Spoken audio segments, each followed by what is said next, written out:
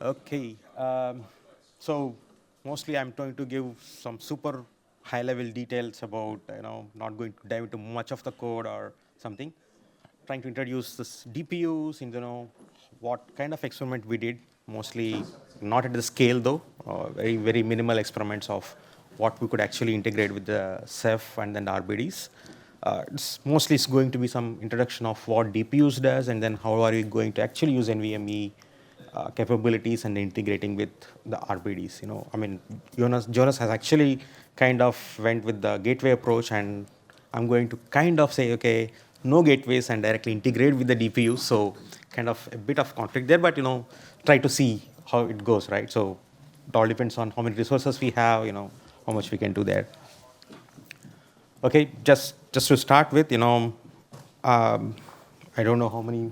It's a regular slide of Ceph. I'm not going to cover too deep into this. I think we all know what is Ceph and all.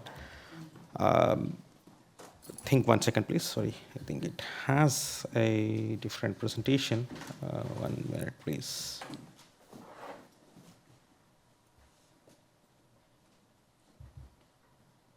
Sorry, I pulled out a different one for the internal training for us.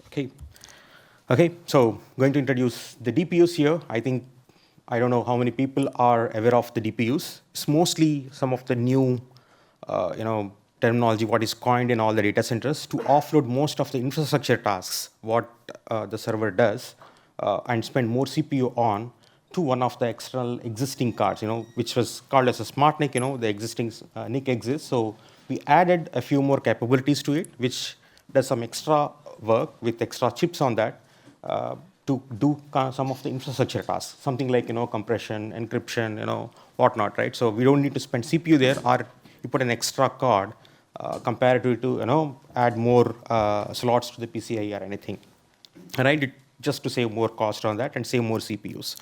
So mostly used for the networking, along with some of the security policies. Like you can run your own firewall, remote management. You can provision, lot of encryption, compression, dedupe hash computations and everything, right? So, and add few more storage capabilities. That's what everyone is actually kind of experimenting on right now.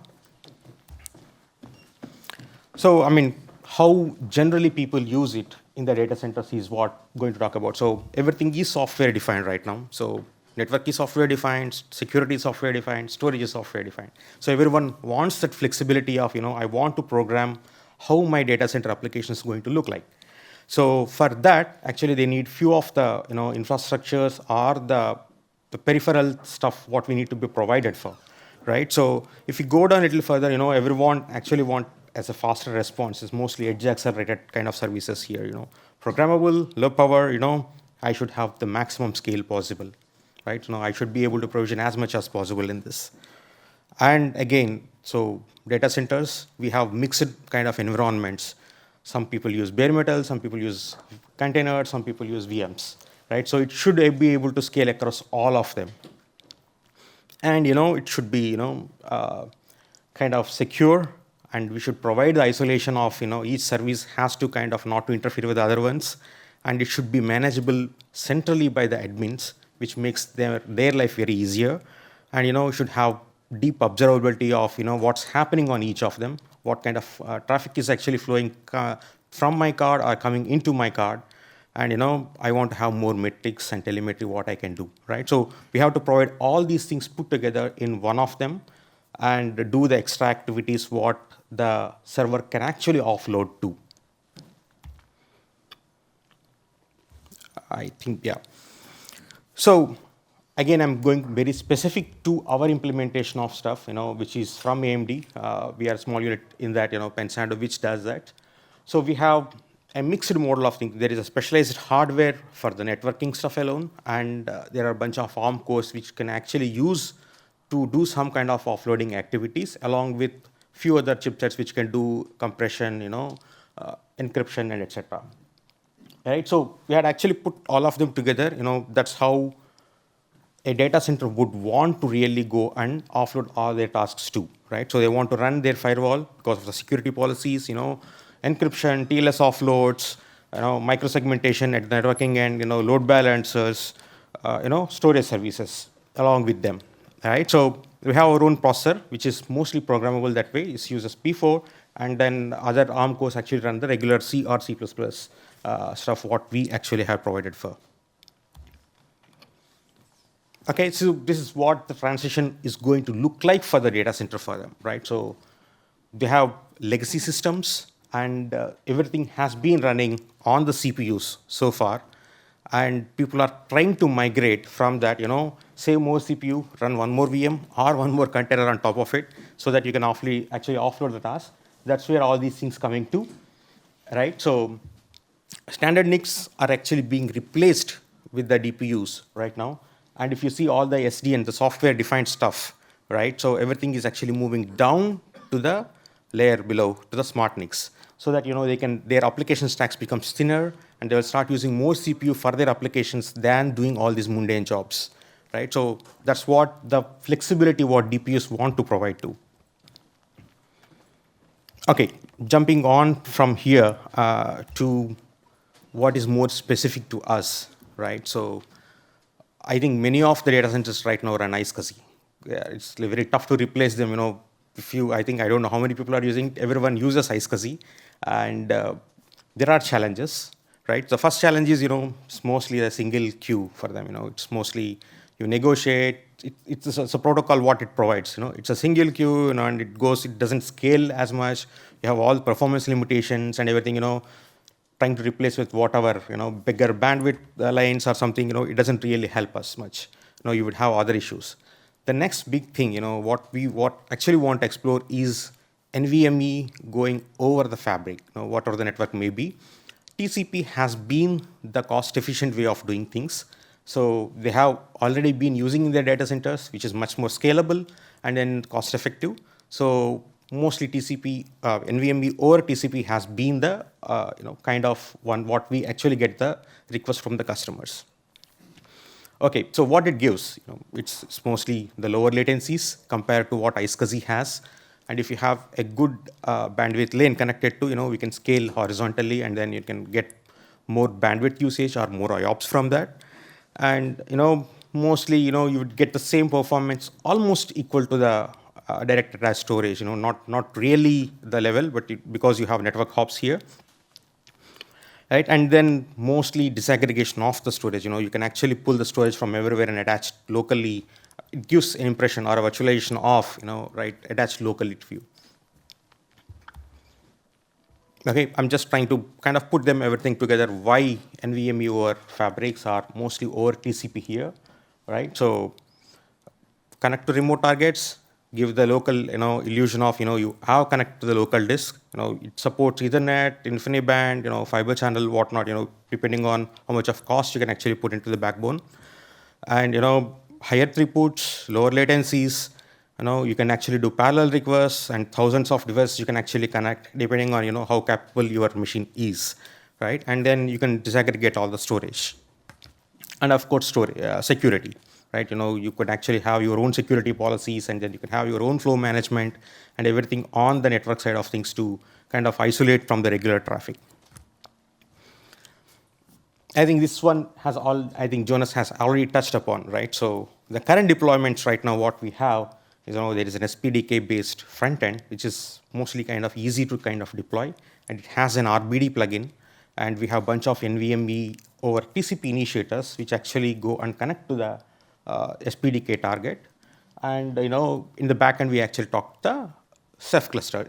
It's been the usual way. And then you have other issues here, right? So Jonas has actually touched upon what are the scaling issues. How do we kind of go?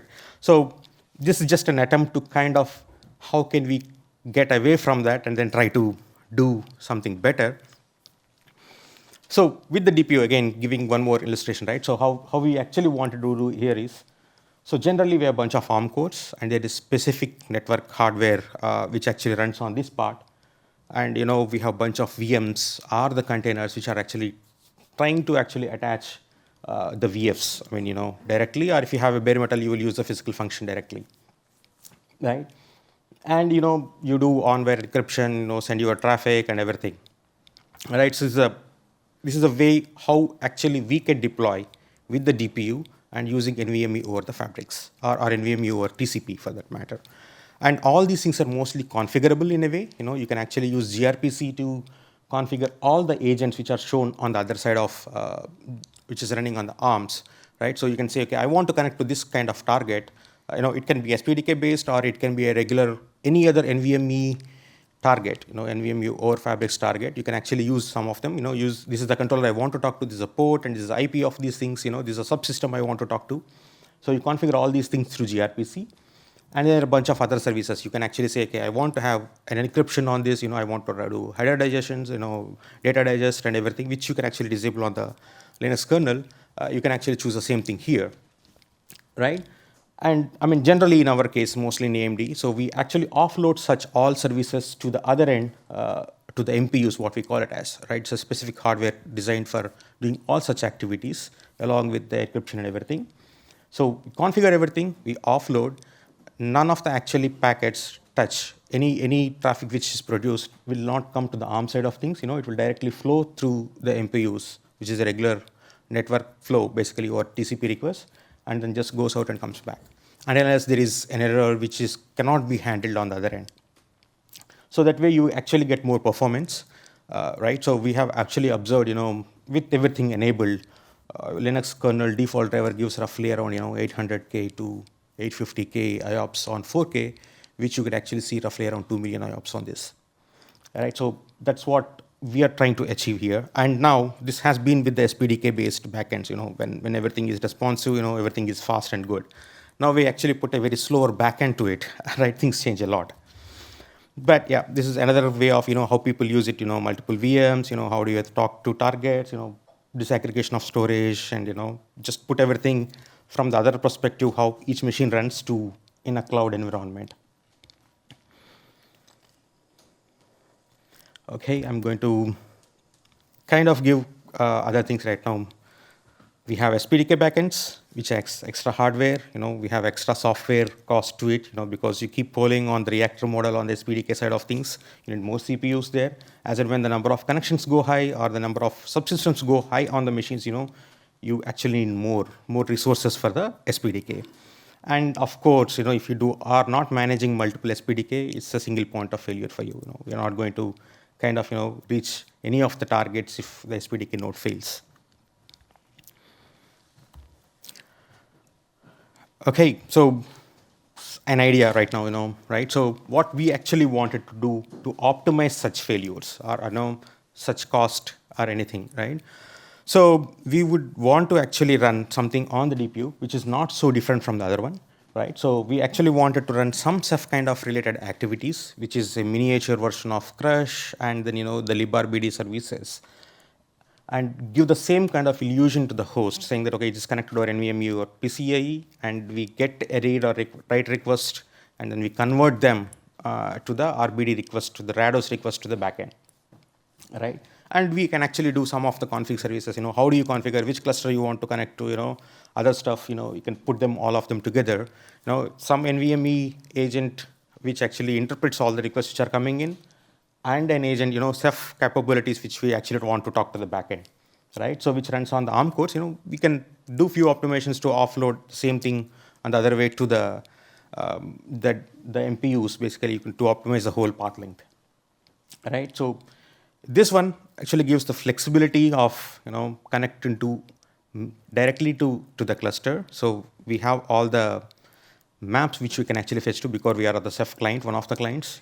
Not really all the maps, because it becomes bulkier. We have to actually do few automations there, and we know from the maps where each connections are going to get established to, and we can actually do all those connections in kind of inactive state, or we can actually create them as alternate paths and keep them ready. That is one way, rather than doing dynamically.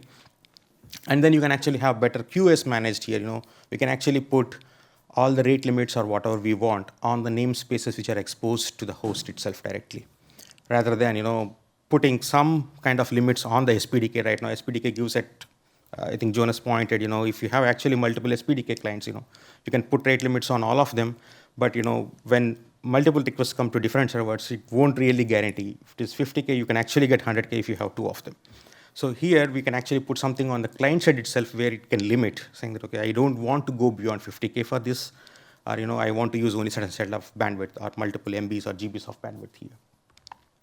It gives that flexibility, and we can actually do a bunch of activities like compression or on-wire encryption, whatever we want, because it's inside the card. We can actually run through the same command and flow through all of them, and then send it across to the Ceph cluster. Okay, essentially what we want to do here is, again, right, so very high level, we want to convert the previous one, what we had, into the other side where we actually virtualize everything in the DPU, run whatever the minimal version of crash and RBD needed, and then make a RADOS request and fill all the requests what we're actually coming to, right, what we are getting from that. Any questions? You can stop me and ask me any questions. I mean, because we're too fast, and then. Yes. I think I missed something. So within the DPU, it's what, running SBDK? Oh, it is not. Oh. Yeah, we can actually do. We don't need to run SBDK. We have our own controller kind of NVMe or NVMe target kind of, which will actually kind of give a illusion to the host as connected over PCIe, right? Something like. No, I know that the host isn't running SBDK. I'm asking the DPU internals. It's not running the SBDK. Okay. So the librd library, the thread pools, those are being offloaded in a direct way. It's not like an extra thread hop. It's not a.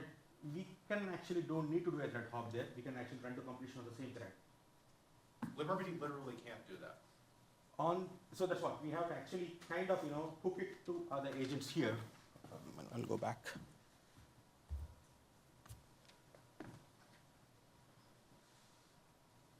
Within the DPU. Within right? the DPU. But librd itself has its own thread pool hops. That's true. Yeah. Okay, so that's what I'm talking about. So you're making synchronous calls to librd then? Is that the idea? Yes, that's the idea. Okay, so you're just running you're running basically a thread pool within the DPU. Each of the threads bottoms out at librd, makes a synchronous call. Right. Right, that's correct. Okay, neat, thanks.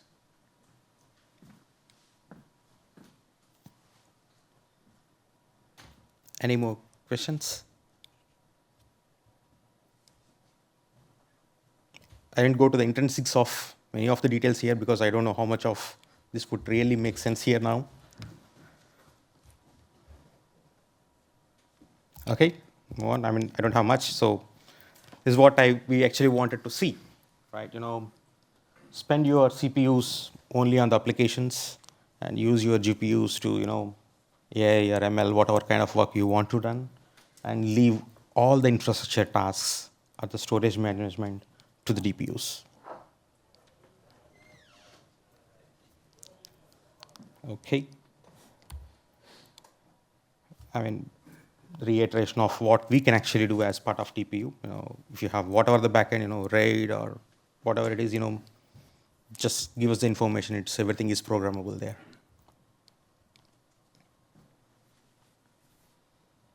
And of course, you can do migrations too. Yeah. So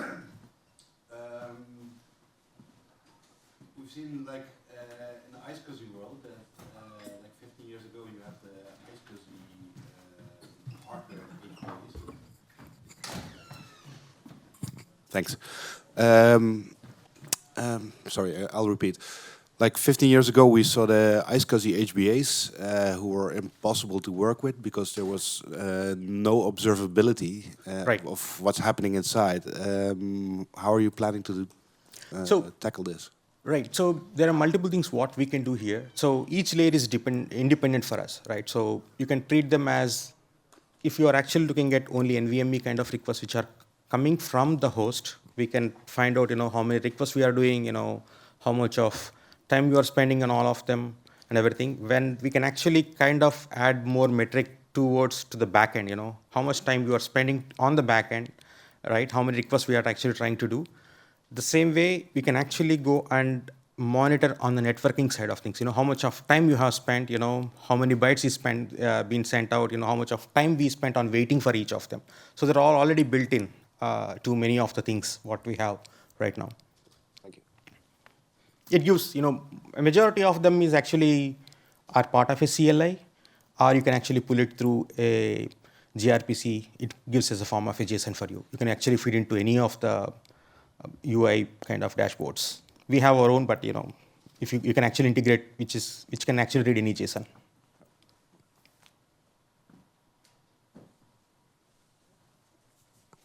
Yeah. You can just repeat my question. Can you just go in a bit of detail of how you would map an RDB to a device on the DPU? How does that interface? I mean, you said gRPC and CLI, but how would it look from an admin point of view or an automation point of view? Okay, sure.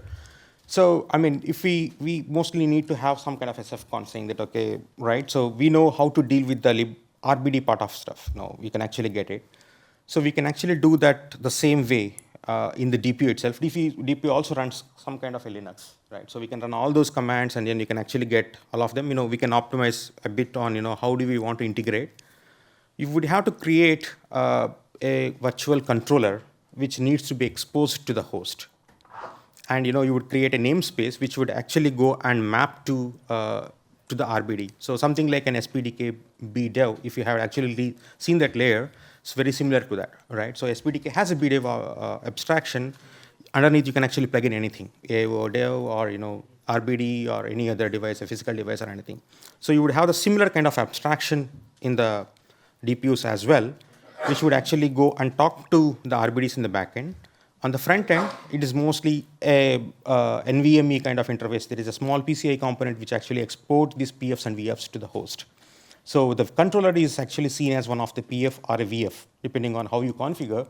And that sees as the namespace as whatever you create. So the RBD device becomes a namespace there. And it actually gets exported or exposed out to the host. So where you can actually go and do a PCI scan, it shows up as one of the devices for you. And then you can do regular IOs on that. It's like a normal block device for you. How does 4K random write throughput compare to running librd directly on the host? I did not actually test with a bigger cluster here. I did not do any performance kind of measurements. It's mostly some, restart-based cluster, on the back end. We tried integrating and just run few 4Ks there. The historic limitation here has been that the objector component of librd is quite expensive. Right, yeah, the messenger, yes. Not just messenger, the entire objector portion. Right. So often DPUs have, slower processors, so that's often an IOP limiter. I'd be curious as to how this ends up performing. Right, yeah, so that's where actually I want to talk to Ria on that, how do we actually get it up, kind of minimize that component, right? That's what does all of the things you're describing. Right, so the objector, if it is on the TCP side of things, we can actually kind of offload to the other end. There are a few things, we just need to find out that threads is one. It's the part that does I/O direction and detects when map changes require. Sure. I don't think that's offloadable. That is not. You Right. have to actually write on the ARM for that. Yeah. Yeah, that we cannot do that. Yeah. Right. So Something that like traditionally is the limiter. So Right, yes.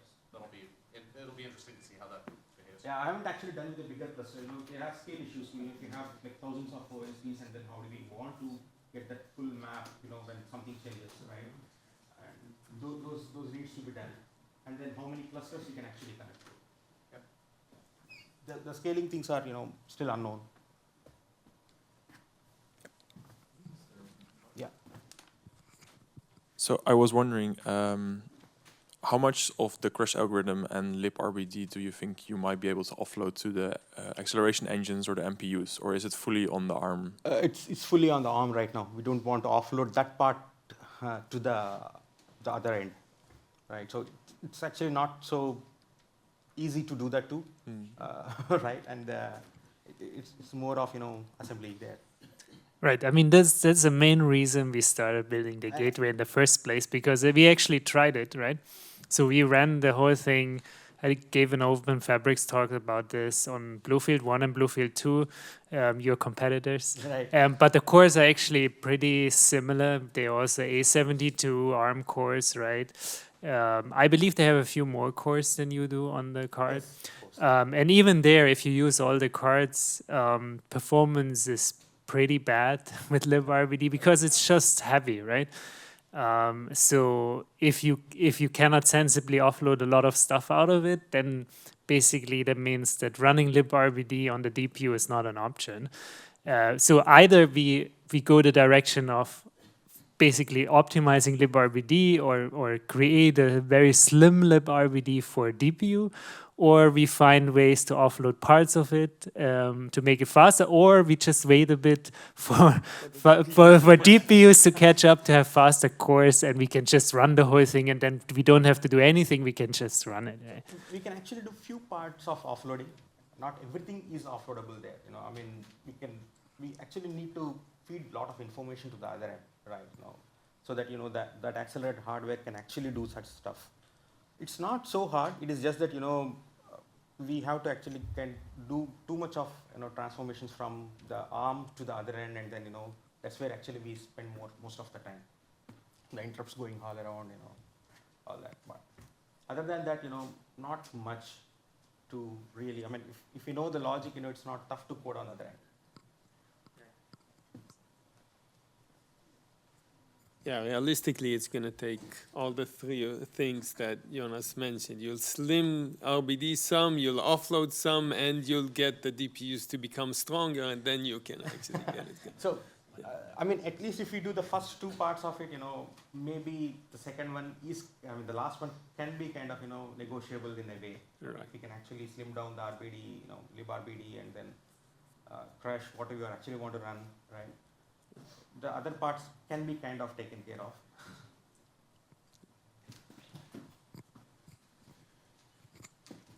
How open is the platform? As in, are we stuck with whatever the vendor provides in regards to Ceph versions, for example?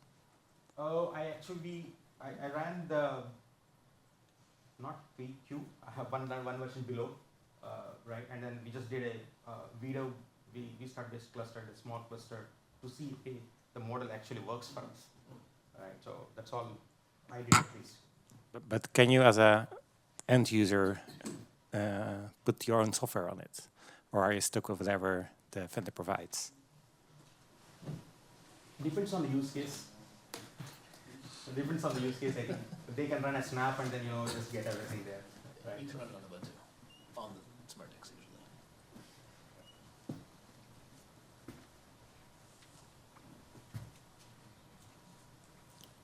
Any more questions?